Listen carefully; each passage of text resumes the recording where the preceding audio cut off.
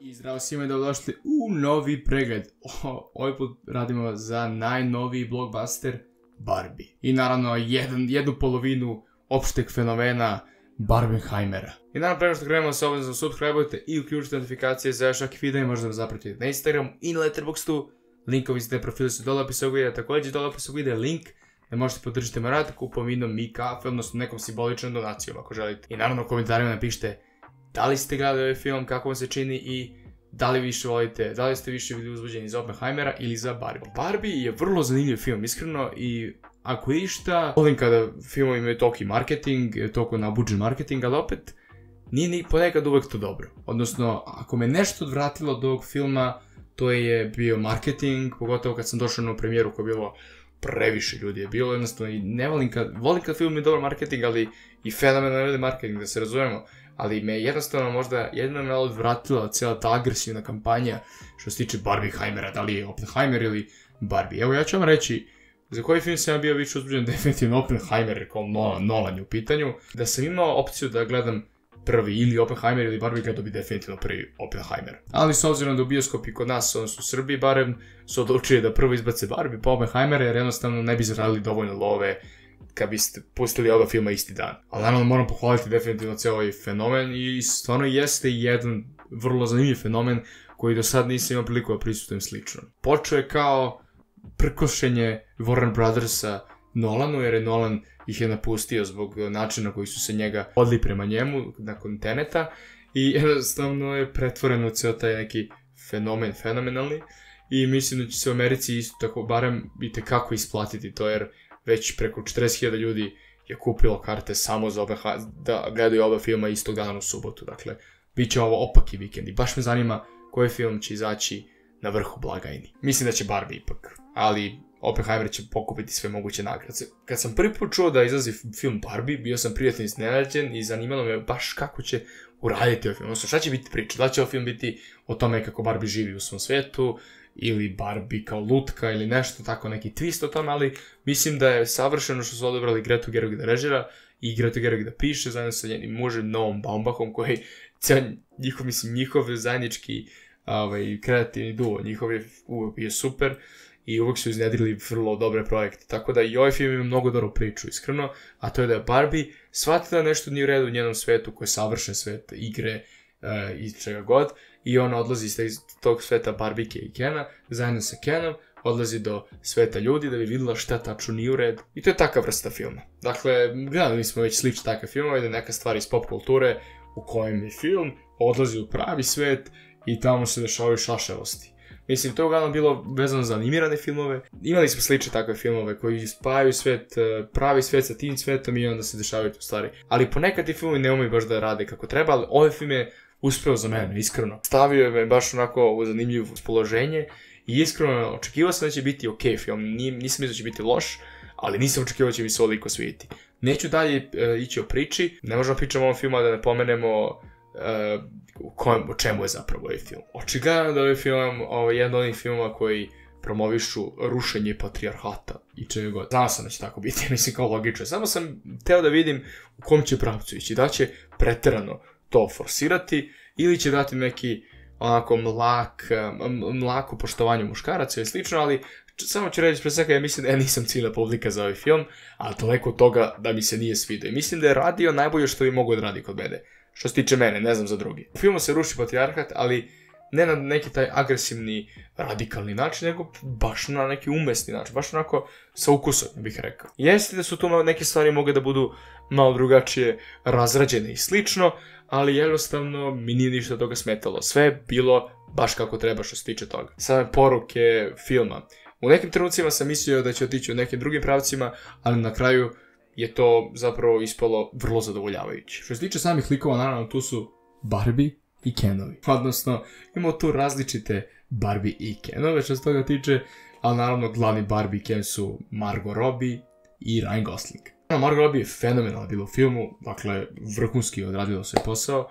Stvarno jeste kad pomislim na Barbie, pomislim na Margot Robbie i nije mogla biti savršeniji casting za ovu ulogu. Zaista, očekivao sam dobar performans, stvarno jesam, Margot Robbie je odlična glumica, ali jednostavno nisam očekivao će me toliko baš prijatno iznenaditi.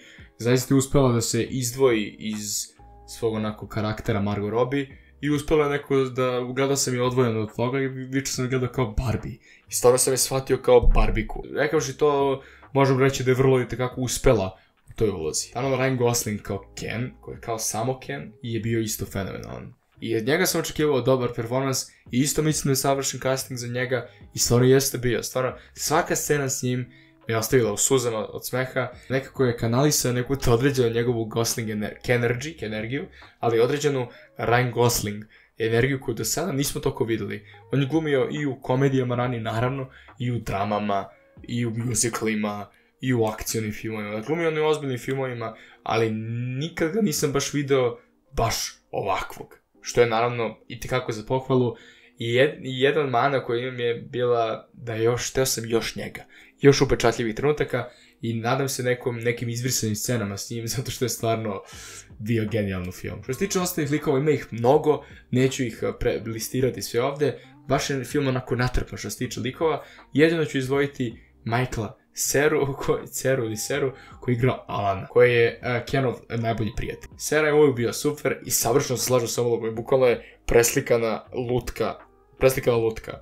Fantastično je odigrao ovo i svaka scena s njim je nema mnogo, svaki njegov trenutak i mi je isto bio jako simpatičan. Tu je također i Simu Liu, koga znamo iz Shang-Chia, koji je igrao još jednog Kena i njegovo rivalstvo sa Kenom, prvim pomenutim, je bilo isto kako onako slatko i zanimljivo određeno i stvarno je dobar Ken, stvarno.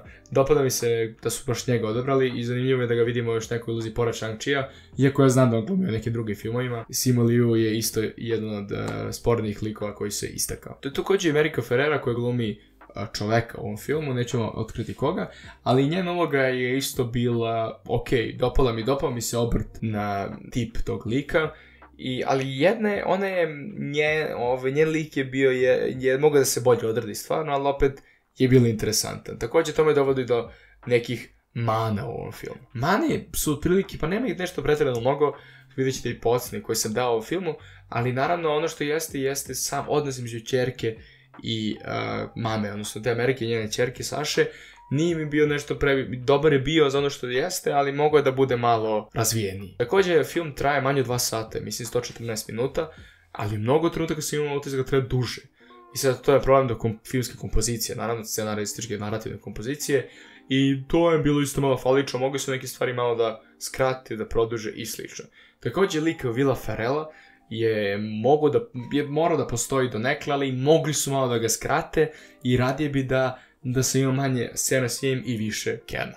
Također je film malo prenatrpan sa svim i svačim, sa glumcima i slično i volao bih da su, mislim to nije mana, odnosno jeste zato što sam samo hteo još scena, još trenutaka sa svima njima jer su svi toliko bili dobro odabrani. Vratit ćemo se malo na dobre stvari, a to je Greta Gerwig koja je bukvalno fenomenalna rediteljka i jednostavno nikad ne biste pretpostavili da će nakon Little Women ili Lady Bird da režira Barbie film. Ali mi je tekako drago što jeste jer se nekako, iako je ovo njen film koji najviše iskače iz njenog filmografije, opet njen film. Tačno neke stvari koje su pominje ovdje, neke teme koje se ona bavi, su stvarno neke teme kojima se ona bavi u drugim stvarima i stvarno se osjeća njena način na koji je to određeno. I naravno, način na koji je režirano je bilo vrlo inovativno u nekim trenucima i neočekivano za ovakvu vrstu filma. I na kraju Barbie je zapravo itekako onako dostigao iščekivanja. Odnosno, s obzirom da ja nisam iščekivao nešto pretjerano mnogo, itekako je dostigao ta ista. Bio super bioskopsko iskustvo i svako mi je bilo drago što sam bio deo Barbieheimera i celog tog fenomena. Margot Robbie je bila fenomenalna kao i Ryan Gosling i nekoliko drugih spornih likova su itekako izdvojili, pogotovo meni Simu Liu i Michaela Cera, ali bilo to još dosta dragi Barbika i slično.